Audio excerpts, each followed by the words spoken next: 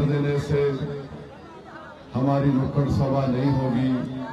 सुनो गद्दारों, तुमने यहाँ की लाइट बंद की, अब जोकीहाट की जनता तुम्हारे घर की लाइट गुल करने वाली है इंशाअल्लाह। मेरे अजीज दोस्तों और बुजुर्गों, ये एक न्याय यात्रा है, इंसाफ का एक काफिला, इंसाफ के उसूल के लिए काफिले को लेकर हम लोग निकले हैं।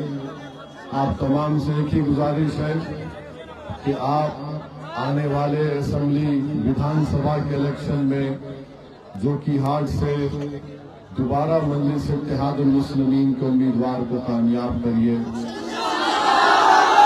मैं आपको बताना चाह रहा हूं कि पिछले बार आपकी दुआओं की वजह से, आपकी वोट और मेहनत की वजह से अल्लाह सुब्हानहू व तआला ने मजलिस के उम्मीदवार को कामयाब किया था, मगर उस शख्स ने अपने जाती मफादात की तकमील के लिए अपने ज़मीर को बेच दिया और सीमांचल और जोकीहाट की जनता को धोखा देकर अपने ज़मीन की नीलामी न सिर्फ अपने लिए की बल्कि अपने साथ 3 और को लेकर गए। मगर आज आपके पास एक वक्त आया है कि आप अपने गम और गुस्से का इजहार कर सके।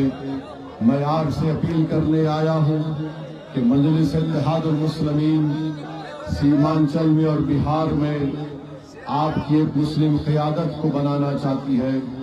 बिहार में और पूरे देश में हर समाज की एक सियासी लीडरशिप है, चाहे वो प्रकाश के हो, ईबीसी के हो, यादव हो, दलित हो, मगर बिहार के 19% मुसलमान और भारत के 15% मुसलमानों के पास अपनी कोई सियासी क़यादत नहीं है।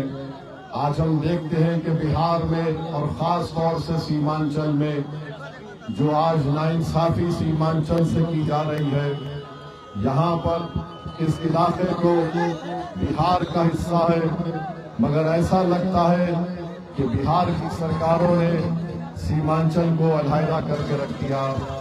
ऐसा लगता है कि बिहार में कोई पुरसाने हाल नहीं है। मेरे अजीज दोस्तों और बुजुर्गों, हम आपसे अपील करने आए हैं कि जब विधानसभा का चुनाव होगा, क्या आप मजलिस इत्तेहादुल मुस्लिमीन के पतंग छाप निशान पर बटन दबाकर वोट डालेंगे? आप वोट डालेंगे?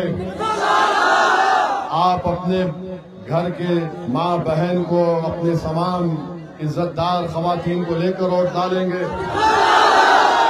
मेरे भाई, दुश्मन कोशिश करेगा, जो लोग गद्दारी करके आपसे गए हैं वो कोशिश करेंगे, आपको पैसा भी देंगे, आप जरूर उनसे पैसा लेना छोड़ना नहीं, उनका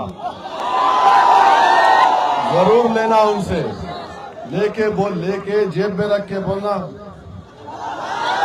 और फिर आगे बढ़ के बोलना। ये काम आपको करना है। उन्होंने आपको धोखा दिया, आप अगर वो पैसा देते बराबर लो। ये बहुत पैसा कमाए गरीबों का खून चूस कर, ये सीमांचल की जनता को गरीब रखकर अपनी तिजोरियों में इजाफा किया। मेरे अजीज दोस्तों और बुजुर्गों, मिल सके, बच्चों को स्कूल मिले, हमारी बेटियों के लिए कॉलेज मिले, इस सीमांचल में यहाँ पर एम्स बने, यहाँ पर पटना हाई कोर्ट की एक बेंच बने, यहाँ पर रेलवे स्टेशन बने, यहाँ पर रेलवे ट्रैक डाली जाए, यहाँ पर पुल बने, ये सब काम करना है। आप जानते हैं कि जोकीहाट में क्या रोड है या नहीं है? इस शख्स ने 5 साल में कुछ नहीं किया। तेजस्वी उप मुख्यमंत्री थे, उसके पास जाकर तलवे चाट रहे थे। अख्तरुल ईमान एक एमएलए रह गए। अख्तरुल ईमान ने अपने विधानसभा में 800 करोड़ के काम मंजूर करवाकर उस काम को भी शुरू करवा दिया। एक 200 करोड़ का एक ब्रिज अख्तरुल ईमान साहब की विधानसभा में अभी तामीर चल रही। ये गए थे अपने साथ 4 एमएलए को तोड़कर, इनको मिल गए, पैसा मिल गया होगा, मगर इन्होंने अपनी अपनी विधानसभा की जनता के लिए कुछ काम नहीं किया। तो बहरहाल मेरे अजीज दोस्तों और बुजुर्गों, हमको मुत्तहिद रहना है और हम नरेंद्र मोदी को और अमित शाह को भी पैगाम देना चाहते हैं कि खबरदार, सीमांचल की जनता को आप बदनाम मत करिए। मोदी यहाँ पर आकर कहते हैं, मोदी अमित शाह यहाँ पर आकर कहते हैं कि सीमांचल में बांग्लादेशी है। मोदी जी, सीमांचल में कोई घुसपैठी नहीं है।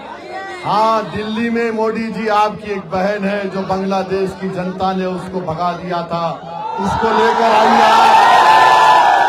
उसको लाइए। सीमांचल से हम उसको बांग्लादेश का रास्ता दिखाते हैं, चले जाओ यहां से।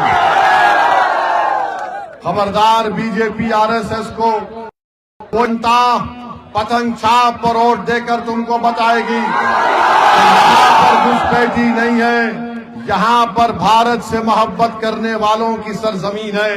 सीमांचल में कोई बाहरी नहीं है। सीमांचल वो जगह है जहाँ पर भारत से मोहब्बत करने वालों की सरजमीन है। तो सुन लो मोदी आरएसएस, तुम आकर हमको हुब्बुल वतनी का सर्टिफिकेट मत दो। अगर तुमको जरूरत है तो हम तुमको बताएंगे वतन से कैसी मोहब्बत की जाती है। तीसरी बात मेरे अजीज दोस्तों और बुजुर्गों, मोदी, अमित शाह, नीतीश कुमार, चिराग पासवान और कुशवाहा साहब ने एक काला कानून बनाया है वक्फ के ऊपर। इस कानून के जरिए बिहार और पूरे देश की मस्जिदों को छीनने की कोशिश की जाएगी, दरगाहों को छीनने की कोशिश की जाएगी, खानखाहों को वीरान करने की कोशिश की जाएगी, कब्रिस्तान की जमीन पर कब्जा करने की कोशिश की जाएगी। जो वक्फ की जमीन पर काबिज हैं उनको मालिक बनाने के लिए कोशिश की जाएगी। और आप जानते हैं कि भारत की पार्लियामेंट में जब इस तरह का काला कानून पेश किया गया था तो देश ने देखा, बिहार और सीमांचल की जनता ने देखा, अगर कोई उस काले कानून को कानूनी दलीलें देकर उस कानून की धज्जियां उड़ाई और उस कानून को कहा यह काला कानून है। हमने बीजेपी के 300 एनडीए के एमपीज के सामने हमने कह दिया, हम इस कानून को नहीं मानते, ये कानून भारत के संविधान के खिलाफ है। और असदुद्दीन ओवैसी ने उस कानून को फाड़ के रख दिया। जाऊंगा तो इंशाअल्लाह मजलिस बाकी रहेगी, देखना इंशाअल्लाह, क्योंकि मजलिस को आप लोग आके लेके बढ़ेंगे। नौजवानों, ये मुस्तकबिल तुम्हारा है, तुम मजलिस को लेकर आगे बढ़ोगे, तुम नेता बनोगे इंशाअल्लाह ताला। मैं तो अल्लाह से ही दुआ करता हूं कि अल्लाह मुझे इस दुनिया से उठाने से पहले मेरी ख्वाब है, मेरी कोशिश है कि भारत के मुसलमानों की एक लीडरशिप बन जाए, हर रियासत में और खास तौर से सीमांचल में बन जाए कि तुम नेता बनो, मुकद्दर के फैसले तुम अपने करो, तुमको किसी गैरों की चौखट पर जाकर भीख मांगने की जरूरत नहीं पड़ेगी। जब तुम नेता बनोगे तो तुम्हारे पास इतनी ताकत आ जाएगी कि तुम इंसाफ करोगे, तुम जुल्म नहीं करोगे और सीमांचल में खुशहाली आएगी। ये हमारा ख्वाब है, इंशाअल्लाह ताला हम मिलकर इस ख्वाब को पूरा करेंगे, हम मिलकर इस ख्वाब को पूरा करेंगे। आप हमारा साथ देंगे, मजलिस का साथ देंगे, आप वफादारों का साथ देंगे या गद्दारों का साथ देंगे? आप वफादारों के साथ हैं और हम गद्दारों का साथ नहीं देंगे। बहुत बहुत शुक्रिया। अस्सलाम वालेकुम। सीमांचल की जनता जिंदाबाद, सीमांचल की जनता जिंदाबाद, सीमांचल की जनता जिंदाबाद, तस्लीमुद्दीन जिंदाबाद, अख्तरुल ईमान जिंदाबाद, नारे तकबीर, नारे तकबीर। अस्सलाम वालेकुम।